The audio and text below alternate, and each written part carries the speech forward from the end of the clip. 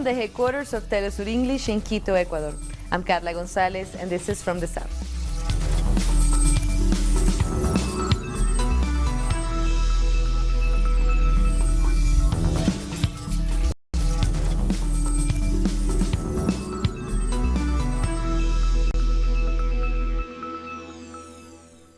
Venezuelans are preparing for a big march in defense of democracy and peace. The demonstration has been called to reject acts of violence by the opposition and calls by the U.S. Vice President to overthrow the Bolivarian government. Hours before, the Venezuelan army dismantled what it called a terrorist cell in the western city of Maracaibo. In an apartment used by the group, they found grenades, a machine gun, military uniforms, and communications equipment. The army said the group intended to infiltrate protests called by the opposition, provoke violence, and blame it on the security forces. I want to tell you very seriously what we found in the phone of one of the criminals who we shot as he tried to escape. It showed calls to opposition people about plans to attack their own march here in Zulia state. They were going to use these uniforms to infiltrate our security forces without being detected. On Tuesday, the U.S. Vice President Mike Pence sent a video message in support of the Venezuelan opposition.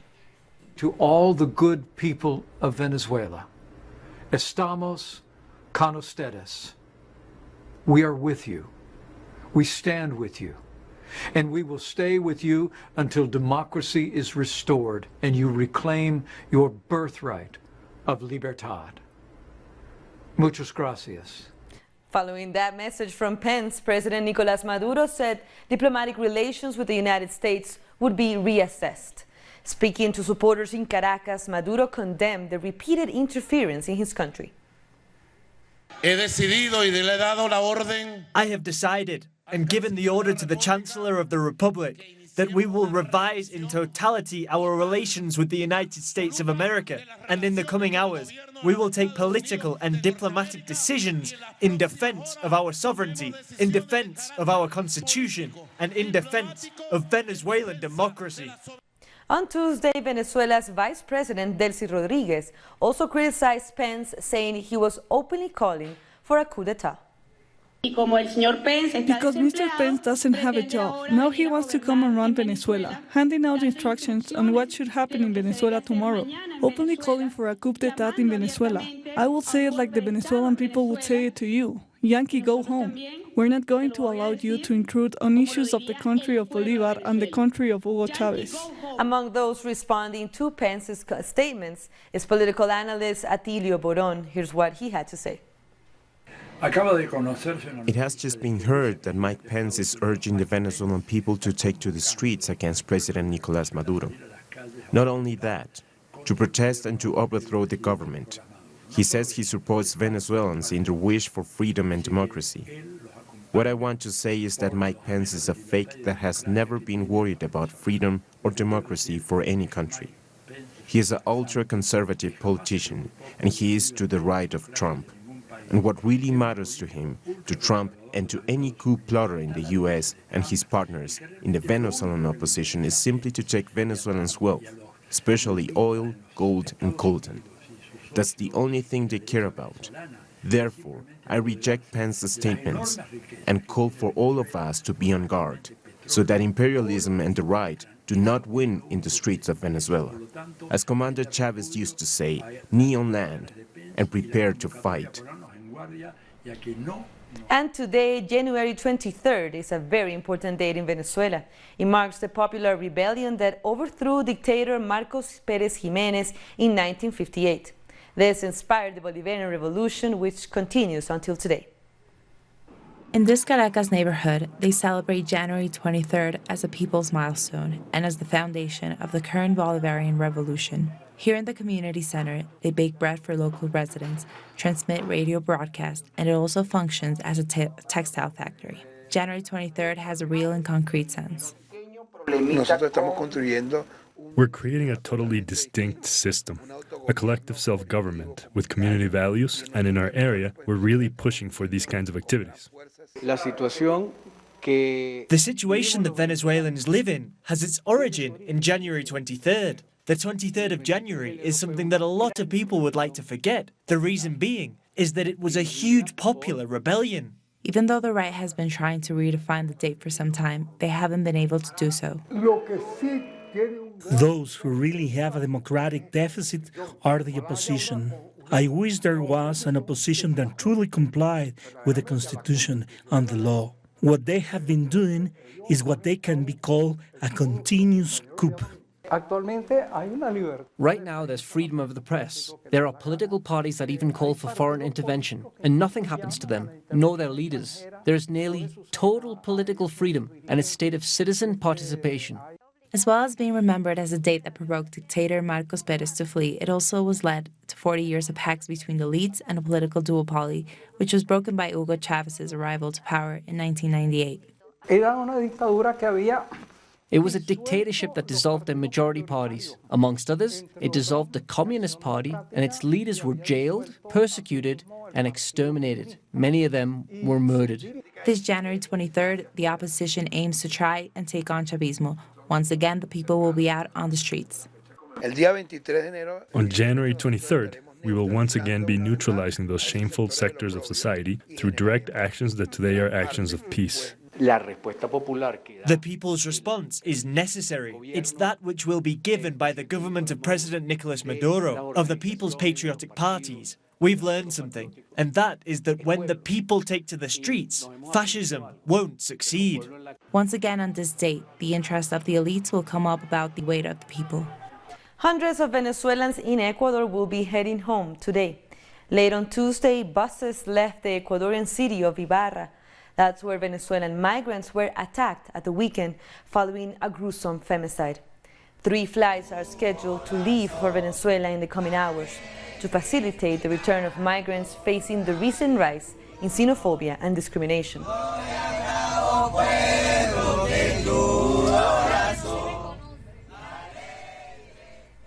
And for many years, Venezuela has been home to 500,000 migrants from Ecuador. Many of them feel that what Venezuelans are now facing back in Ecuador is unfair. Let's take a look at more in this report. Irene lives in this housing complex, created under Venezuela's Housing Mission program, along with her husband and mother. They are an Ecuadorian Venezuelan family that has gained access to housing and public health benefits in recent years. We were well received by the local community. We have met with a lot of people, and I live with my family. I have to thank President Hugo Chávez for letting my parents have Venezuelan nationality. I feel good. I like living here. Thanks to God, everyone here can all say that basic rights are for all. Every citizen has the same rights, even if they were not originally born here. They watched the violent events unfolding over the weekend in the Ecuadorian town of Ibarra with great concern. They heavily condemn both femicide and the following xenophobic backlash against the Venezuelan community. We disagree with what has happened because in the end, we are all the same people. We are a society. What Simón Bolívar wanted is to unite all the different Latin American nations because we are all brothers and sisters. What the Ecuadorians are doing is wrong because they are taking the matter into their own hands. This is a political problem and shouldn't be brought down to a personal level. If one person makes a mistake, only they should be punished. The Venezuelan government says that the hard-hitting comments against Venezuelans made by Ecuadorian President Lenin Moreno divert attention away from the real issues of gender-based violence and inciting hatred and xenophobia. Venezuela denounces and rejects that the Ecuadorian government has created, and I quote, brigades to control the legal situation of Venezuelans. It's a clear measure to criminalize Venezuelan nationality. It is a violation of human rights. There are concerns that the massive Venezuelan migration creates fertile ground for abuse. In Venezuela, Ecuadorians are always welcome. There are roughly 500,000 Ecuadorians living here in Venezuela. They came here to work, and although there are criminals among them, the Venezuelan government have never stigmatized nor persecuted the whole community. Venezuelan authorities say that they will ask the United Nations to open an investigation into the possible human rights violations of Venezuelans in Ecuador. To other news, the Mexican volcano Popocatépetl has erupted, sending a plume of ash at least 3 kilometers into the air.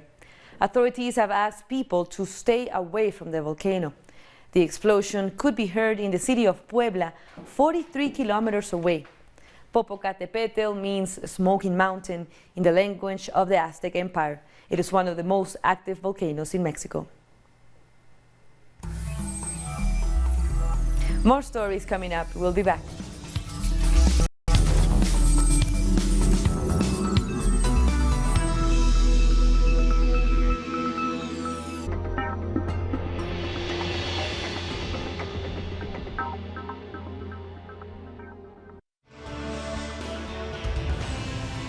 In a world infested by inequalities, abuse of power, and injustice, the American journalist Abby Martin covers the struggle for fundamental rights worldwide, deepening into the search of files which uncover the empire's strategies through our screen and web platform in English.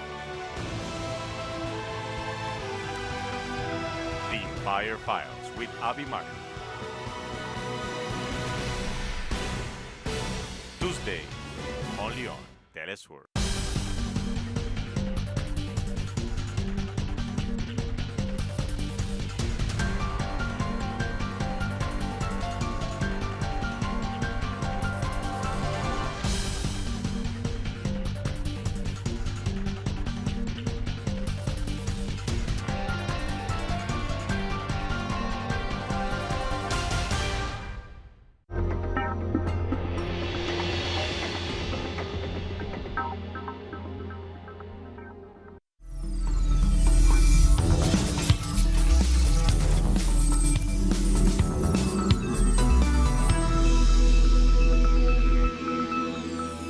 Welcome back.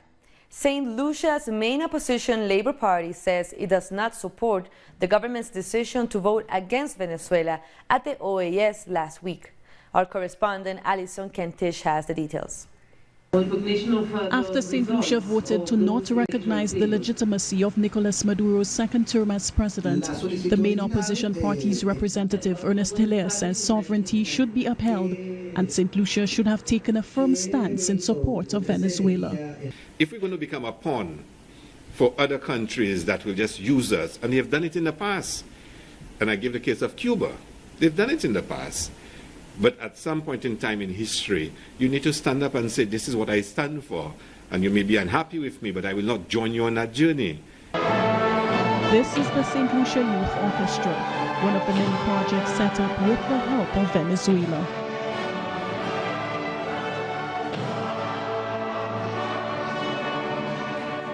Citizens who disagree with the government's stance say Venezuela has been a friend to St. Lucia and should not be abandoned at this time. We have benefited tremendously from Venezuela, not only as a country but as a region. We have benefited tremendously. I don't think most St. Lucians understand the fact that we had Cuban doctors that were operating on St. Lucians here in eye clinics and other medical assistance to St. Lucia. Those doctors were paid by Venezuela. Many of us don't realize that. So while the medical assistance were given by Cuba, the financial assistance were given by Venezuela. Well, I think that it is an absolutely bizarre situation. Knowing that Venezuela has contributed so much to St. Lucia's development, you have both infrastructure and both in terms of the services that Venezuela helps with St. Lucia, and a country that also has strong diplomatic relations with each other. I think that it is a very unfortunate situation. Last week, St. Lucia's Minister with responsibility for external affairs, Sarah Flood-Bobre, said despite the OAS vote, Venezuela and St. Lucia remain friends. For the opposition and concerned citizens, proof of the bonds should go beyond the lip service and include events such as the recent vote. Alison Kentish, Telesur, St. Lucia. The government of Antigua and Barbuda has opened a sexual offense court to tackle gender-based crimes in a timely and coordinated manner. The idea of launching a specialized court was initiated by the Trinidad-based Caribbean Court of Justice. The court aims to reduce the duration of the cases, which often take up to 4 years or more to close. And matters can be heard faster than the Privy Council. Now to Peru, where a congressman may lose his immunity after he was accused of sexual misconduct. The judiciary has opened a case against opposition congressman Moises Mamani, requesting his immunity to be removed. Mamani is accused of improperly touching a Brazilian flight attendant. He has been charged with crimes against sexual freedom. Thousands of Central American migrants have resumed their journey to the United States after resting for a few days in southern Mexico. The migrants were seen walking and hitchhiking towards their next overnight stop in the Mexican town of Santo Domingo Ingenio.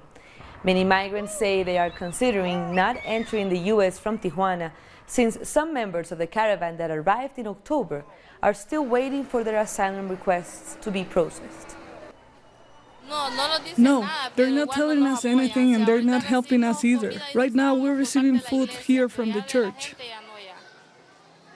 but not from the people, nothing. We have to buy things, they aren't giving us anything.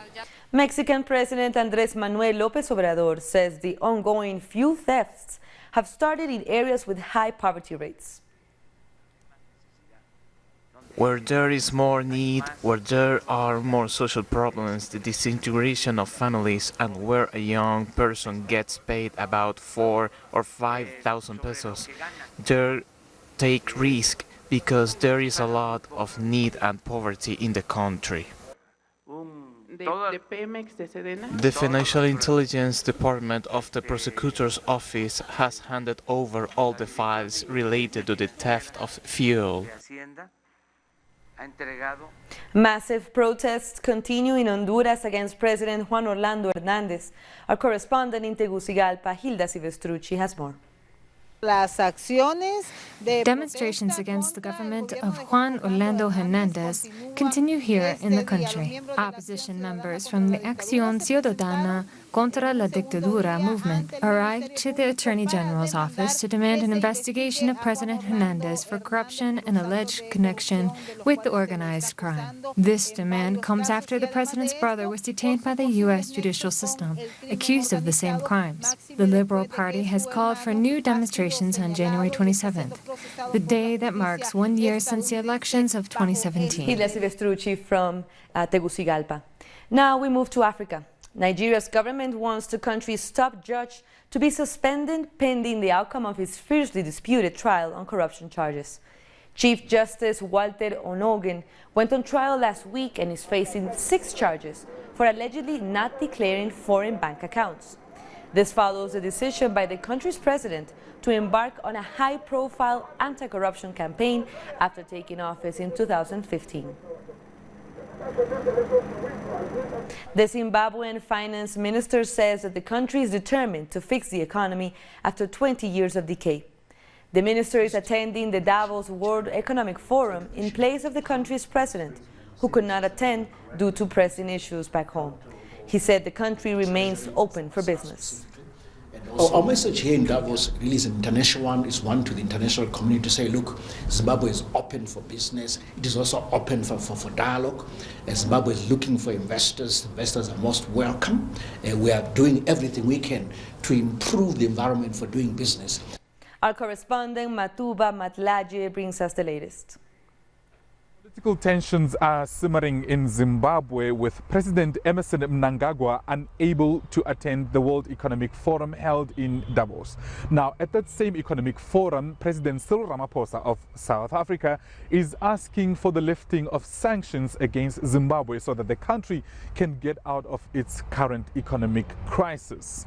Now, Zimbabwe has asked South Africa for a cash injection of about $1.2 billion. But South Africa's treasury has since said it cannot help Zimbabwe at this point, even though it supports its quest for a permanent political solution. Now, a permanent political solution in Zimbabwe will be difficult to find amid protests that are going on now. Protests have been going on for more than 10 days in Zimbabwe, with reports coming out of that country that at least 12 people have been killed. Soldiers and police have been patrolling the capital city, Harare, trying to quell those protests. The people are calling for a reprieve because they cannot find access to basic needs like fuel and food. Now, some 700 kilometers north of South Africa and Zimbabwe, the Bight Bridge border, where Zimbabweans are trying to come in and out of the country to find those basic needs they cannot access in Zimbabwe. And you know, in Zimbabwe, the US dollar bill is the only money that works. And that is also hard to find in Zimbabwe for a lot of people. Now, the economic crisis going on in Zimbabwe is not the first challenge for President Emmerson Mnangagwa's government. Just few days or few weeks rather after being in office, the country was hit by a massive cholera outbreak, which the government had to deal with swiftly with the help of NGOs and neighboring countries. Now, the economic crisis now is stuck as a problem for President Emmerson Mnangagwa, with regional blocs like SADC, neighboring countries, Swaziland, Zambia, Mozambique, and South Africa itself calling for a permanent political solution in that country. But Emmerson Mnangagwa now is adamant that that solution will be found if all political parties gather around the table for a common solution for Zimbabwe. Now, back to you. Thank you. That was Matuve Madalagie from reporting on what's happening in Zimbabwe. And we're taking one last break, but you should stay with us.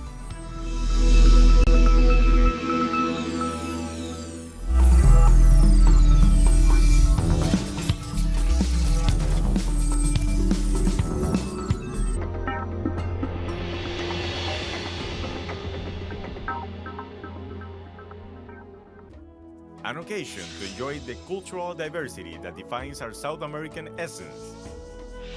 Come along to find out the story behind these personalities, traditions, and artistic expressions that unite us as a whole. Real Lives, Friday, only on Telesur.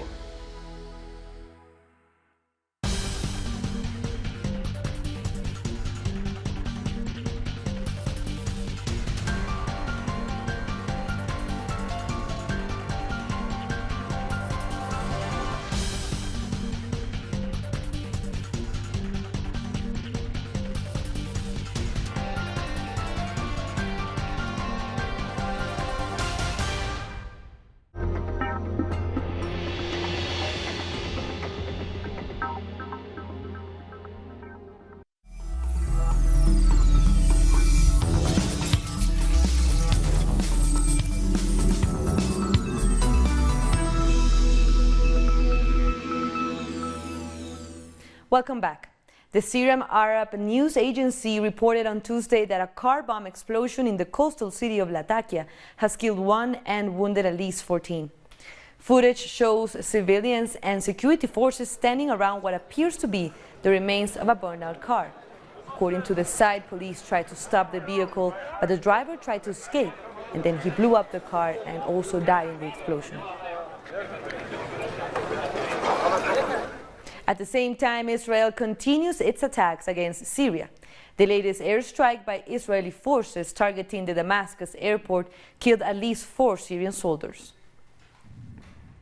The Syrian anti-air defense systems shot down 30 missiles launched from the Lebanese airspace and the north of the occupied Palestine. Syrian people condemned the constant attacks launched by Israel and are urging the international community to prevent them.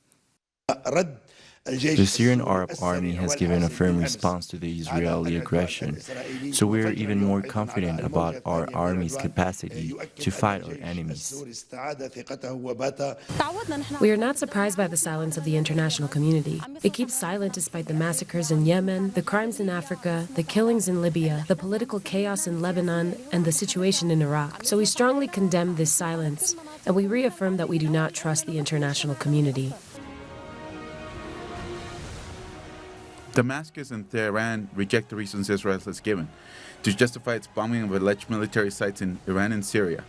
Both allies say Israel is trying to prevent them from defeating terrorist groups.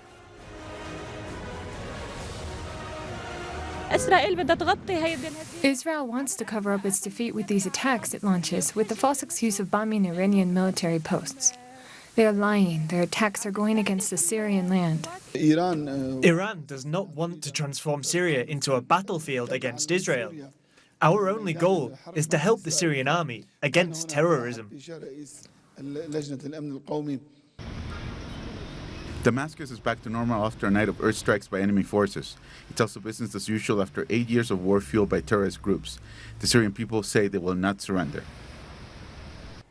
The UK government will present a Brexit Plan B to Parliament next week as the political crisis generated by the country's exit from the European Union continues.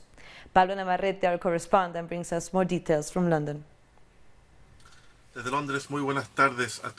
Minister for Brexit, Stephen Barclay, announced that not all European leaders will be willing to extend the limit for the departure of the United Kingdom from the European bloc. Although other members ask for this measure, it will have to be approved by the rest of the 27 countries.